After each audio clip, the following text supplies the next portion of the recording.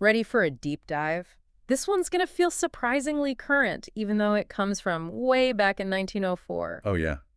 What were we diving into? James Allen's Out from the Heart. It's like, imagine if you had a user manual for self-mastery, but way more interesting than your average manual.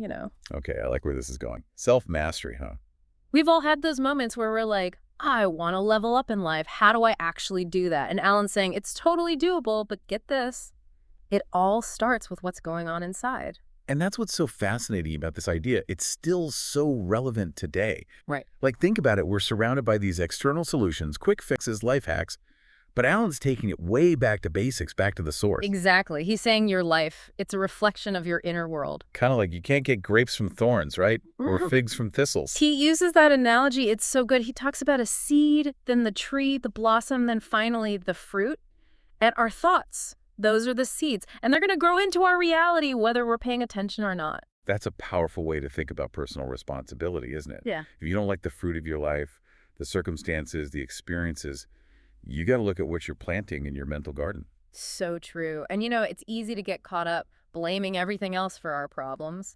But Alan's like, hold on a sec. What if you took a look at what's happening internally first? Right. Like he gives this example, sorrow, fear, even happiness. They all start within us. Yeah. It's not actually the external event that's causing the feeling, but our internal reaction to it. It's like the event is neutral, but we're the ones assigning all the meaning to it. Exactly. He's not saying external circumstances don't matter, but he's shifting the focus to what we can control our own minds. So that's where this whole ruling your mind thing comes in. Okay, I gotta be honest, that sounds kind of intense. Like, am I supposed to be meditating on a mountaintop or something? It's not quite that extreme, but Alan would definitely say it takes effort. Like any skill worth mastering, he actually compares it to a child learning to write. At first, even holding the pen feels impossible.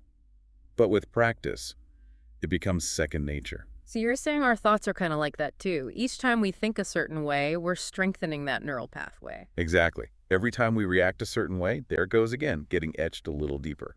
So basically, we've gotten really good at some of our bad habits without even realizing it.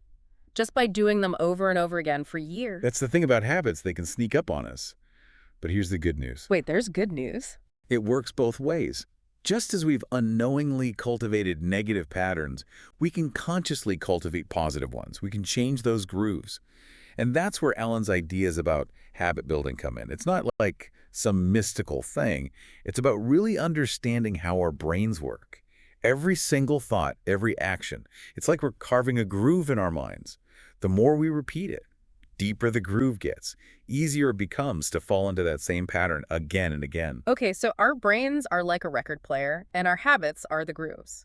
But instead of playing that same old kind of scratchy record of negativity... You can switch it up, put on something more upbeat. Exactly. And I like how Alan gives us a really practical framework to do that, right? Like, he calls it body, speech, and tendency control. It's like a three-pronged approach to self-mastery. He maps it all out. Okay, I'm intrigued. Let's unpack this body, speech, tendency control thing. What's step one in this whole self-improvement boot camp? He starts with what he calls the vices of the body, like laziness, gluttony. And get this, his advice from 1904 sounds shockingly modern. Early rising, mindful eating, no more late-night snacking. Wait, seriously, he was talking about mindful eating and early rising over a century ago. It's wild, right? These principles, they really endure. It's like he was a time traveler bringing back the secrets to a balanced life. Right. And it makes you think maybe there's something fundamental about this stuff, something that holds true across time. Okay, so we got to get our bodies in check. But what about this whole speech control thing? Does that mean I have to, walk around like a robot, carefully censoring every word I say? Not exactly. It's not about being inauthentic or suppressing your true self, but he is pointing out the power of our words. And not just in how they impact others, but how they shape our own thoughts and feelings. Like, he lists things like slander, gossip, unkindness. Basically, any kind of speech that's coming from a place of negativity or a desire to harm. So it's about being aware of those little digs we sometimes throw out there, even when we think we're just being, honest. Exactly. It's like, what's the energy behind our words? Are we speaking from a place of love and compassion? Or are we letting those vices of the tongue slip out? Right. Okay, that makes sense. But this last one, tendency control, this one sounds kind of mysterious. What tendencies are we even talking about here? This is where Alan really gets into the advanced stuff. It's about cultivating those inner qualities that lead to a truly fulfilling life. Virtues, he calls them. Things like duty, integrity, forgiveness. Okay, let's break these down one by one. Duty. That one can sometimes feel kind of heavy, like it's all about obligation and shoulds. What's Alan's take on it? He actually slips the script on that. He talks about approaching duty not as this burdensome obligation, but as something we choose to do with love and care. Like, it's about finding fulfillment in showing up fully in all areas of our lives, our work, our relationships, our communities, and contributing from a place of genuine service. I love that. It's not, I have to, it's, I choose to. And that totally changes everything. Okay, what about integrity? That one feels like a biggie. He keeps it pretty straightforward, unwavering honesty in all things. Not just the big stuff, but those small, everyday choices. It's about aligning our actions with our values, even when no one's watching, even when it's hard. Walking the talk, basically. Okay, last but not least, forgiveness. This one can be so personal and so challenging sometimes. What's Alan's perspective? He connects it to letting go. Letting go of the ego's need to be right, to hold on to resentment, to punish ourselves or others for past mistakes. Oh man, that is so true. Forgiveness. Definitely easier said than done, right? It's a process. It takes conscious effort. He doesn't try to sugarcoat that, but he emphasizes that it's a choice we make moment to moment to release those negative emotions and create space for some inner peace. That's where the real freedom lies. Okay, so we've got these action steps, these virtues to cultivate. But where do we even start? I want to level up my life, but it's like a whole menu of options. Well, Alan actually gives us these fascinating lists in the book.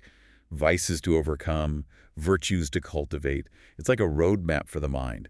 Helps us see where we might be holding ourselves back and what qualities can lead us to greater fulfillment. I love a good roadmap. So give us some highlights. What's one pairing that really stands out to you?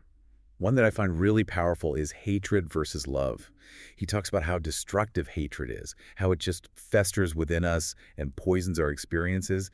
And then he contrasts that with love, this expansive, life-giving quality. And he's not talking about like cheesy, sentimental love, right? Right. It's about actively choosing compassion, understanding, even when it's really, really hard. It's like choosing love as an action, not just a feeling. Exactly. And what's so interesting is he connects this to the idea of knowledge through experience.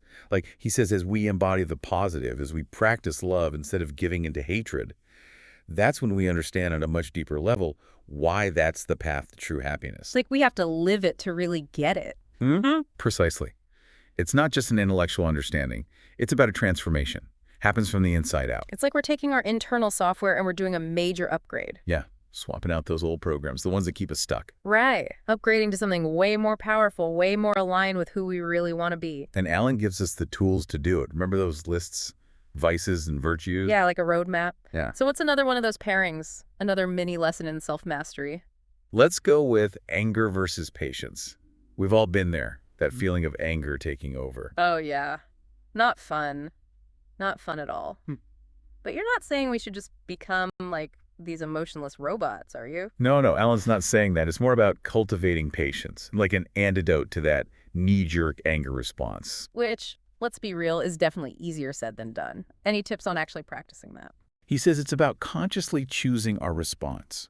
And he describes patience not as this passive thing, but as an active form of self-control. Like you're choosing to pause. You're choosing to observe your emotions without letting them control you. So basically, in the heat of the moment, when you feel that anger bubbling up, hit the pause button. Don't react. Choose a different path. Exactly. And he says every time we do that, every time we choose patience over anger, love over hatred, integrity over dishonesty, we're not just changing our own experience, but the energy we bring out into the world. We're literally changing the vibes. And who doesn't want better vibes, right? This has been amazing. Out from the Heart is such a good reminder we are not at the mercy of our circumstances or even our own emotions. We have more power than we think. We really do. We have the power to choose a different path, to create a life that feels so much more aligned with our values, with who we want to be. It's an incredibly empowering message. And I love that even though it was written over a century ago, it still feels so relevant for us today. Totally. So, as you go about your week, we want to leave you with this one thought from out from the heart. What if you chose just one of those virtues we talked about? Maybe it's duty or integrity, forgiveness, patience, and you really focused on embodying that quality this week. How might that one small shift ripple out? How might it create positive change in your life? It's something to think about. Until next time, keep diving deep and keep exploring that incredible power within. Thank you for watching. Don't forget to like, subscribe, and comment. It would be a great source of help to maintain and develop this channel and the correlated website. This book overview was presented to you by olbooksummary.com. Are you interested in more insights into personal development books or motivational and inspirational books? Please visit olbooksummary.com and you will find a library of the most helpful self-development and human character development books overviews. See you soon with the next books overview video.